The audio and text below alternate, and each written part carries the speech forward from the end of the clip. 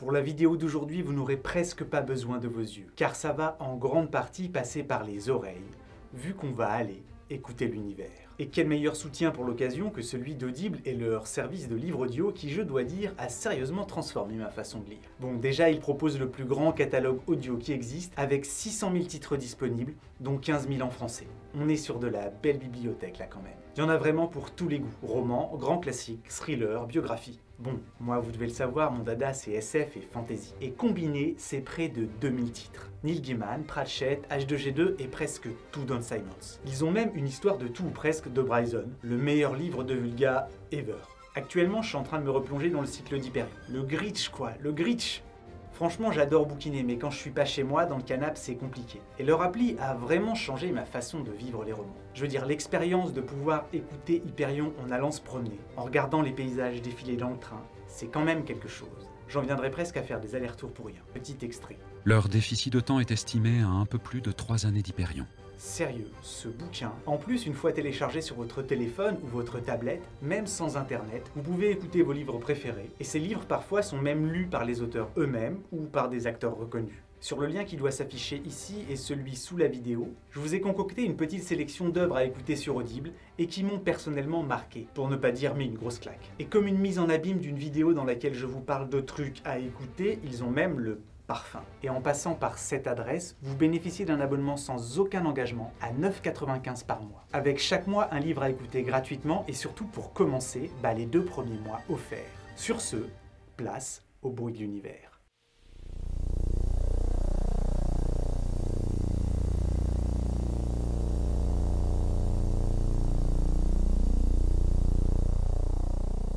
Vous n'entendez pas là les râles, les sons émis par les hurlements d'une créature imaginaire, mais quelque chose qui d'ordinaire ne s'écoute pas, de l'ASMR solaire, le chant d'une étoile, la nôtre. Cet étrange concert un peu perché et éthéré, qui est joué en continu au-dessus de nos têtes depuis 4,6 milliards d'années, n'a pourtant été entendu pour la première fois par des oreilles humaines que dans les années 1960.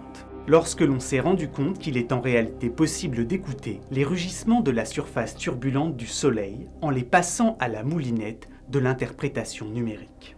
Ainsi naquit une nouvelle discipline, la sismologie stellaire, qui consiste à écouter la petite musique des étoiles pour, à partir de ces vibrations de surface, de ces vrombissements et bourdonnements graves, en sonder et en révéler l'intérieur. Il faut comprendre qu'à l'intérieur de chaque étoile se déplacent des ondes sonores qui, en fonction de leurs caractéristiques, rebondissent ou se frayent un chemin plus ou moins profondément dans l'astre à travers les différentes couches de densité. Certaines de ces ondes se propagent plus superficiellement, à quelques centaines ou milliers de kilomètres sous la surface, quand d'autres peuvent littéralement traverser l'astre de part en part. Et c'est en étudiant les propriétés de ces vagues parcourant l'intérieur des étoiles et se manifestant en surface en faisant onduler la matière que les chercheurs arrivent à en dessiner le squelette, la structure interne. De la même manière que nous pouvons voir un fœtus par l'intermédiaire d'ultrasons qui nous en reviennent riches en informations que nous interprétons afin d'en dessiner une image reconstruite à partir d'échos.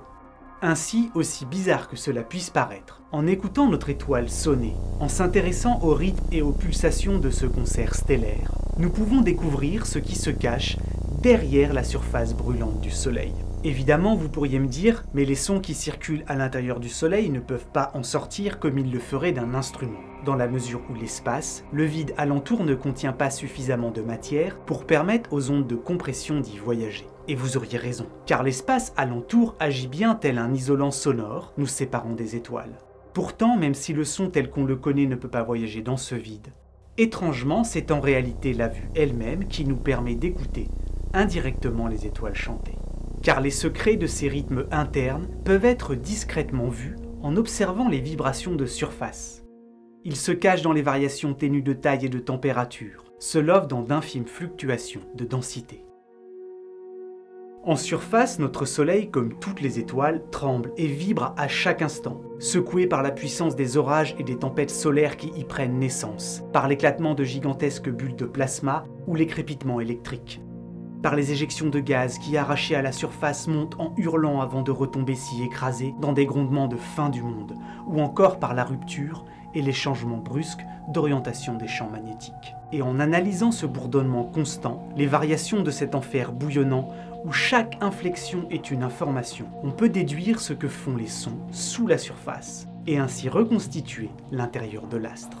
Ainsi, de la même manière qu'il est possible, en analysant finement l'ensemble des fréquences et amplitudes de sons provenant d'un instrument de musique, d'en donner la taille, la forme et la composition, ou que les séismes sur Terre en faisant sonner telle une cloche géante notre planète nous permettent d'en sonder les profondeurs.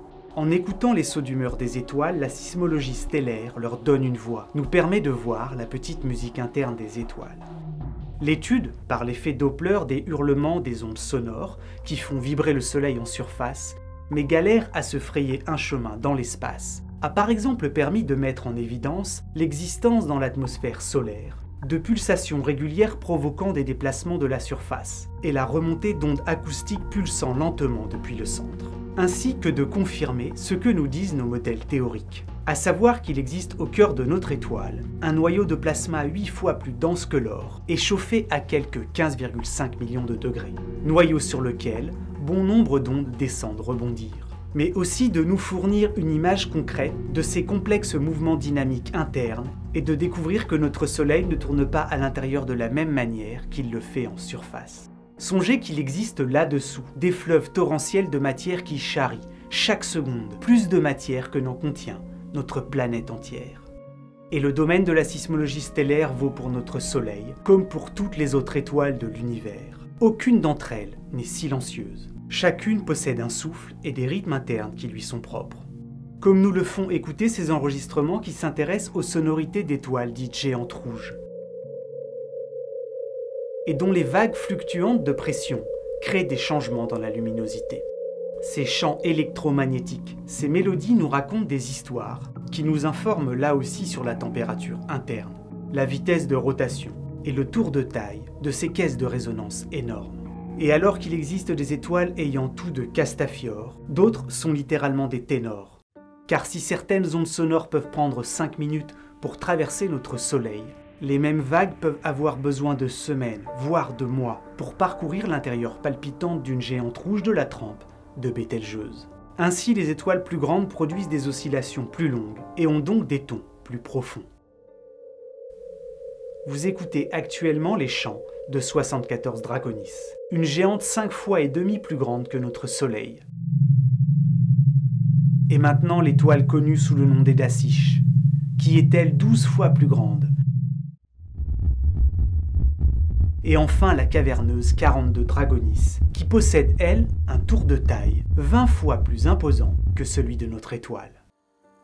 À chaque fois, pour rendre accessibles à nos sens les variations de rythme de ces géantes rouges pulsantes, les fréquences d'oscillation ont dû être multipliées 3 millions de fois. Et en fonction de la nature des compressions et des types de transcription appliqués, les étoiles peuvent embrasser une grande diversité de sonorités. Ici, les variations marquées de luminosité de la géante rouge pulsante Chi Hydrae prennent la forme auditive d'un rythme cardiaque qui tend à s'emballer. Là, vous entendez chanter la luminosité de l'étoile variable, RR Lyrae, qui se module et ondule sur une période d'environ 13 heures, dans la réalité, et dont les fréquences ont ici dû être décalées de 23 octaves et accélérées d'un facteur 8 millions pour pouvoir être entendues. Il faut dire que quand une sphère de plusieurs millions de kilomètres de diamètre résonne, ça envoie du lourd dans les basses fréquences. Dans le cas de notre Soleil, et ses 1 400 000 km de diamètre, il nous faut en général accélérer d'un facteur 42 000 les fréquences de vibration mesurées pour les amener dans les gammes audibles par des humains. D'ailleurs, si notre Soleil, comme bon nombre d'étoiles, se distingue par un vrombissement quelque peu lancinant, il en est d'autres pour qui il en va tout autrement. Ici, ce son qui pourrait s'apparenter à celui d'un criquet passablement énervé est en réalité le chant agonisant d'une naine blanche, un cœur de matière stellaire compactée, qui lentement refroidit et dont les fréquences de vibration ont été cette fois-ci multipliées par un facteur 2 millions pour produire le son que vous entendez. Enfin, dans le cas extrême des pulsars, des étoiles à neutrons en rotation rapide dont je vous avais longuement parlé lors d'un épisode précédent, la traduction des rythmes de rotation en son permet de mettre à nu une étrange réalité, celui de leur tempo parfois effréné, un tempo métronomique que l'on peut dès lors s'amuser à écouter. Vous entendez actuellement tourner sur lui-même avec une précision inégalée, un astre d'une vingtaine de kilomètres de diamètre, et dont une petite cuillère de matière pèse autant que plusieurs supertankers. Ces étoiles, qui sont parmi les objets les plus étranges que l'on retrouve dans l'univers, tirent leur vitesse de l'héritage du mouvement cinétique de l'étoile géante, qui en mourant leur a donné naissance, ou de l'accrétion de matière provenant d'imposants compagnons. Et vu qu'en vieillissant ces objets à la fois étranges et fascinants ont tendance à ralentir, on peut, à peu de choses près, déduire leur âge de leur vitesse de rotation. Ainsi, ce pulsar que l'on entend effectuer un tour sur lui-même toutes les 1,4 secondes est très vraisemblablement plus vieux que celui de Vela, qui trône au milieu des restes d'une étoile massive désormais disparue et effectue lui 11 rotations par seconde. Quant à ce jeune pulsar-là, qui tourne 30 fois par seconde sur lui-même, on sait qu'il s'est formé il y a un peu moins de 1000 ans, car il est le vestige d'une supernova dont l'explosion a été observée en 1054 et dont la mort a formé cette splendide nébuleuse, connue sous le nom du crabe.